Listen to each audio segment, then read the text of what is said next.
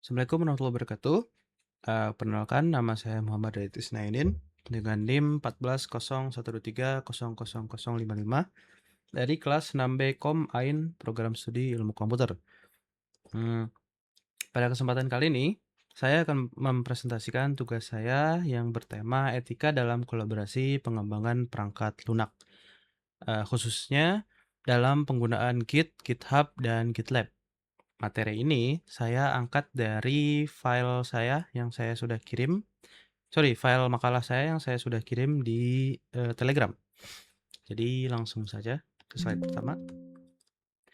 Jadi langsung ke latar belakang. Masalahnya apa sih? Di sini saya sudah membagi menjadi dua. Yang pertama ada era terisolasi dan era kolaborasi. Jadi di era terisolasi itu ibaratnya era lamanya lah ya. Era yang dimana kita masih menggunakan kodenya itu manual. Jadi menulis kode secara tertutup, rahasia, dan sendirian, inovasi berjalan sangat lambat, celah keamanan atau bug sulit ditemukan karena keterbatasan tim pembuat. Nah, jadi di sini pada zaman itu dulu menulis kode itu secara tertutup, rahasia, dan sendirian. Mungkin mereka ada di tim, namun mereka pada fokus ke bidangnya masing-masing dan tidak di-share. Kecuali kalau emang udah benar-benar fix mereka digabungkan. Inovasi berjalan sangat lambat karena mereka kurangnya ide, kemudian celah keamanan atau bug sulit ditemukan. Nah, keamanan ini atau bug ini sulit ditemukan karena mereka masih mengetik codingannya secara manual. Jadi harus check and rechecknya harus benar-benar teliti.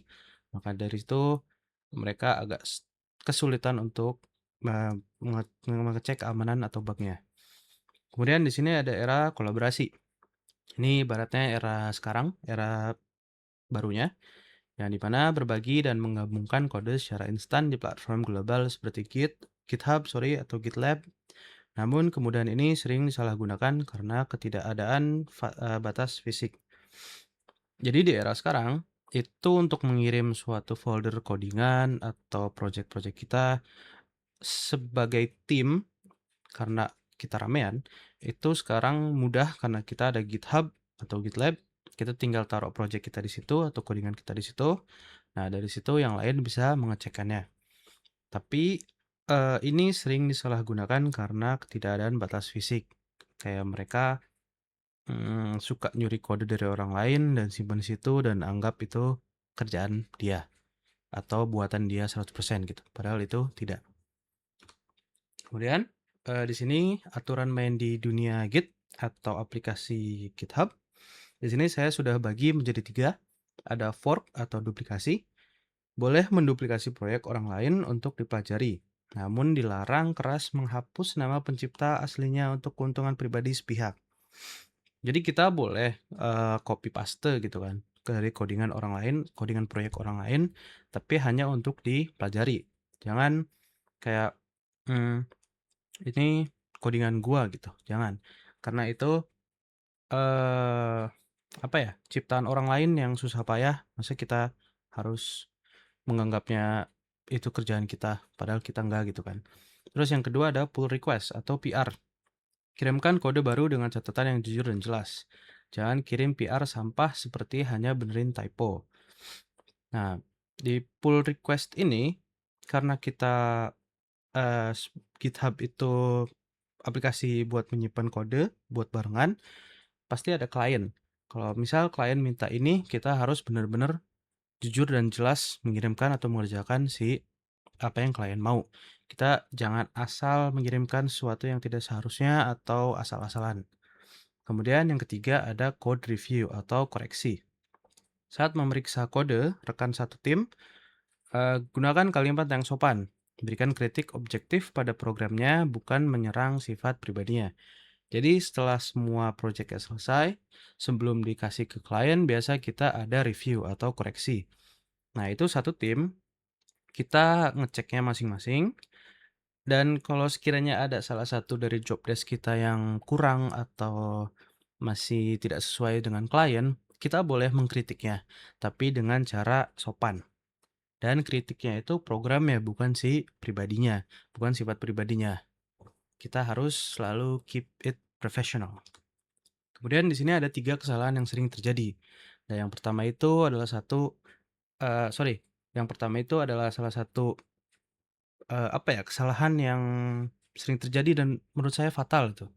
Di sini yang pertama ada plagiarism code, menyalin mentah-mentahan, logika program milik orang lain dari internet lalu menghapus komentar lisensinya agar seolah-olah terlihat buatannya sendiri. Kayak yang tadi di slide berikutnya, di slide sebelumnya, menyalin kode dan menghapus lisensi orang lain itu salah satu merebut hak cipta orang lain dan itu tidak boleh ya. Jadi tidak boleh meng-copy paste kecuali emang, kita udah pelajarinya dan bener-bener kita yang bikin sendiri.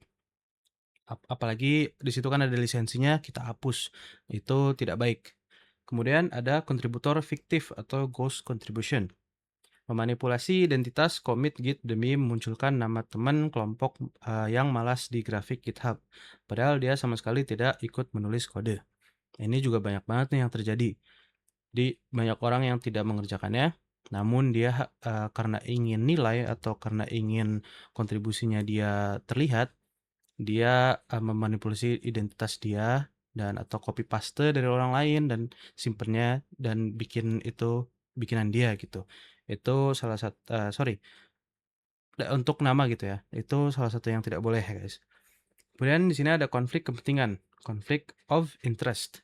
Pengelola proyek open source sengaja mempersulit atau menolak kiriman kode bagus dari luar hanya karena alasan ego pribadi atau persaingan bisnis. Ini juga banyak banget yang sering terjadi nih.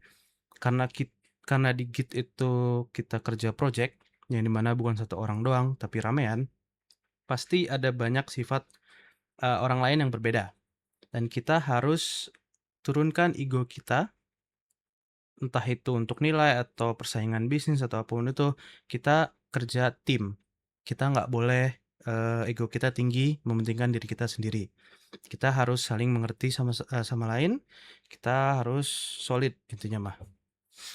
Kemudian bagaimana menilai eee, bagaimana menilai benar atau salahnya? Di sini saya udah dibagi menjadi 3, yang pertama ada deontologi. Aturannya mutlak, berbohong dan mencuri kode orang lain tetap salah secara moral apapun alasannya, misal terburu-buru mengejar deadline. Jadi mau alasan apapun itu kalian usahakan jangan berbohong dan mencuri kode orang lain. Saya sudah bilang dari slide sebelumnya, mencuri kode itu tidak baik, karena orang lain juga capek-capek mikirin kodenya. Kemudian di sini ada utilitarianism.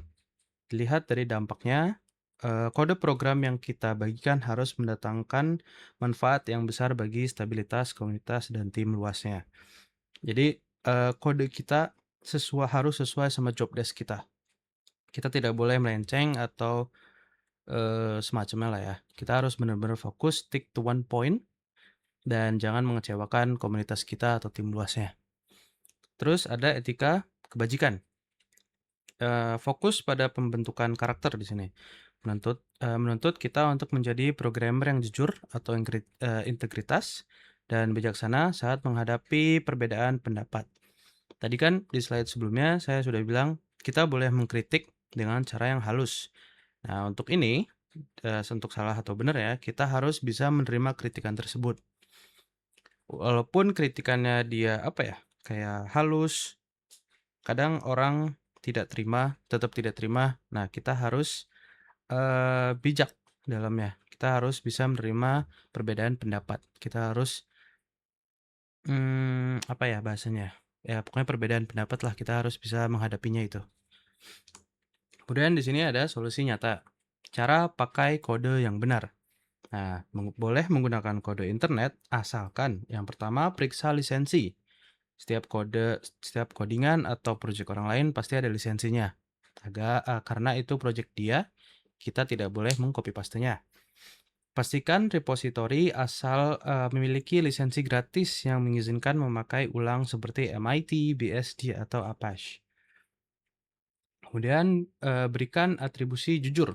Tuliskan komentar jelas di dalam barisan kode program Anda yang mencantumkan nama pembuat asli dan tautannya. Jadi kalau misal kalian copy paste punya orang lain dan mereka punya lisensinya, Jangan lupa cantumin nama ownernya atau nama yang membuat codingan itu. Jangan seakan-akan itu codingan saya gitu. Nggak boleh gitu. Itu tidak baik.